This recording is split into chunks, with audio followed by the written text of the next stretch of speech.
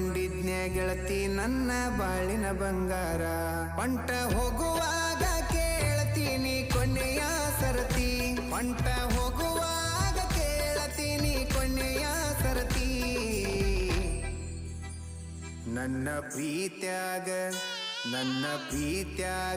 ಏನಿತ್ತ ಅಂತ ಕೊರತಿ, ನನ್ನ ಪ್ರೀತ್ಯಾಗ